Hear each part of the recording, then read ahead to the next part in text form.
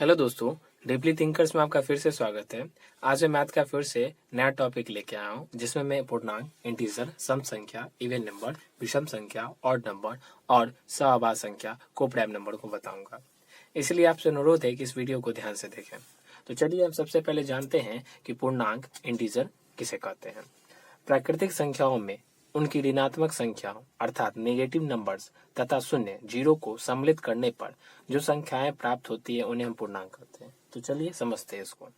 बोल रहा है प्राकृतिक संख्या, जैसा कि हमने पिछले वीडियो में पढ़ा था। प्राकृतिक संख्या 1, 2, 3, 4 जो काउंटिंग नंबर होता है इन्फिनिटिव, इसमें जब हम जीरो को शामिल कर लेते हैं और नेगेटिव संख्या को शामिल कर लेते हैं, नेगेटिव संख्या का यहाँ अर्थ हुआ -1, -2, -3, -4 डॉट डॉट, ये सभी संख्या को शामिल कर लेते हैं, तो ये इसी संख्या को हम पूर्णांक कहते हैं। याद रखिएगा कि पूर्णांक को शॉर्ट में आई से डिनोट करते हैं, क्योंकि पूर्णांक को इंग्लिश में इंटीजर बोलते हैं और इंटीजर का स्पेलिंग आई से स्टार्ट होता है, इसलिए इसको शॉर्ट में आई से लिखते हैं।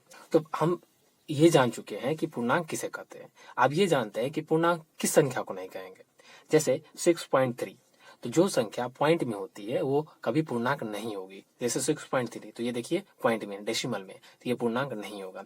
9.9 ये पूर्णांक नहीं हुआ क्योंकि ये डेसिमल में, ये भी पूर्णांक नहीं होगा। 6.3 तो ये ले लिया 6.6, ये डेसिमल में है तो ये नहीं होगा।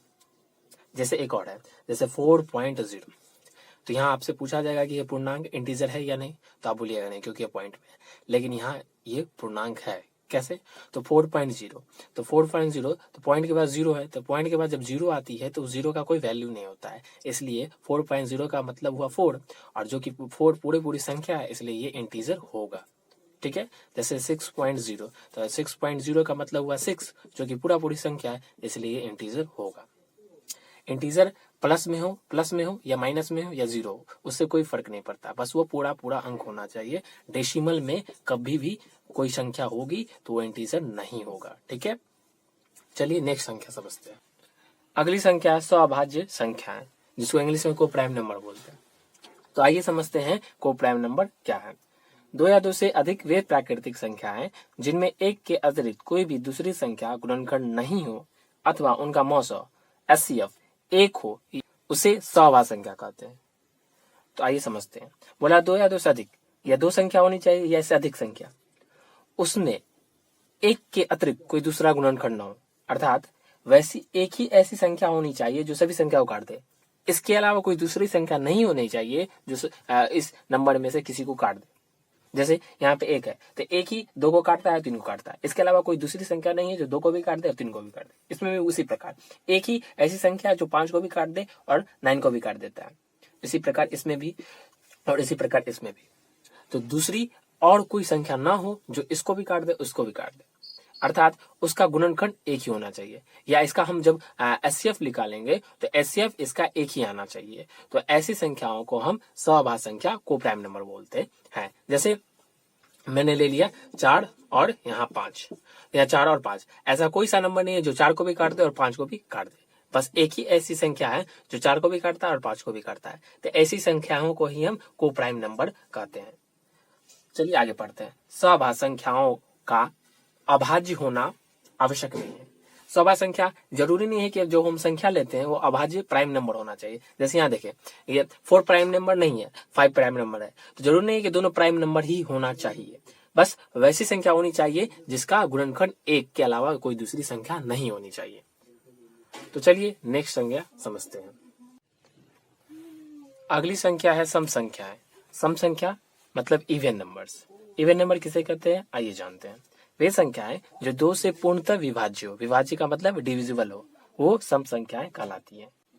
जैसे 2, 4, 6, 8, ये 10, 12, ये सभी संख्याएं 2 से पूर्णतः विभक्त है। जैसे 10 है तो 10 को 2 से काटेंगे तो आंसर 5 आएगा, इसको 2 से काटेंगे तो ये 6 आएगा।